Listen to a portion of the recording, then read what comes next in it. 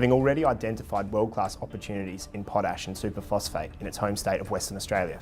Australian minerals company Potash West is now earning into one of the world's most prolific potash producing regions. Joining me today is Mr. Patrick McManus, Managing Director of Potash West, who will tell us more about this deal and what it means for the company. Patrick, thanks for your time today. Thank you, Luke. Thanks for inviting me. Patrick, would you mind telling us a bit more about the background of the company? Well, Potash West started about 5 years ago and listed in May 2011, looking at a very large deposit of glauconite in the Dandaragan Trough just north of Perth.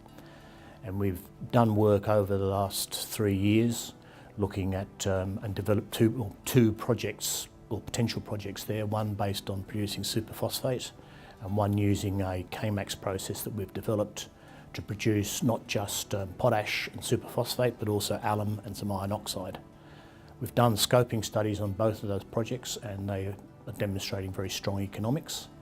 Our current plan is to continue to work on the feasibility study for the phosphate project. Patrick, what is potash? Potash is a source of potassium, which is a key fertiliser. There are three elements that you need hundreds of kilograms per hectare every year for plants to grow effectively: nitrogen, phosphorus and potassium. Potassium comes from potash. Can you provide us with some detail of your German agreement? Yes, Potash West is earning into an exploration licence applications in the South Harz region of Thuringia in Germany, where we're paying or funding $350,000 for the exploration licence applications and the geological appraisal of all the drilling work that's been done on those applications over the last probably 30 years. The region has been a long-term producer of potash for over 100 years, and Germany has always been and is now a significant producer of potash in the world. This is Potash West's first venture outside of Australia. What attracted you to go exploring for potash in Germany? Germany is a very attractive region for mining for a number of reasons. One, it's a very stable, supportive country in terms of mining.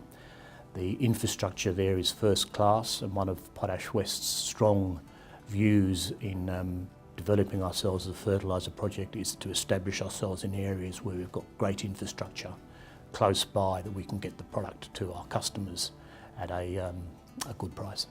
And I understand that the area that you're exploring in is well known for its potash production? Yes, that's the region of Germany where potash production started in the late 1800s, and it's been a producer, or has been a producer, for over 100 years. With the reunification of Germany in the early 1990s, production from that region tailed off a bit, but there are still one operation going on in the South Harz region, and a number of mines that were decommissioned in the 1980s and 1990s still have potash resources available to them. With the take-up of these German interests, does this mean that you'll shut down your local activities in the Dandaragan Trough? No, not at all. We see the German opportunity as very complementary to what we're doing in Dandaragan. Both the regions have what we consider to be a really key attribute of any viable fertiliser production site. That is really good infrastructure, roads, rails and ports to get the product to customers at a low cost. We really see this as a very good opportunity to get something going in the European region where we wouldn't be able to supply from our operations in WA, which will be focused very much on the local Western Australian scene and into Southeast Asia. Patrick, why are you focused on fertilisers? There's a number of strong drivers here. The world population is expected to grow 30 to 40% between now and 2050.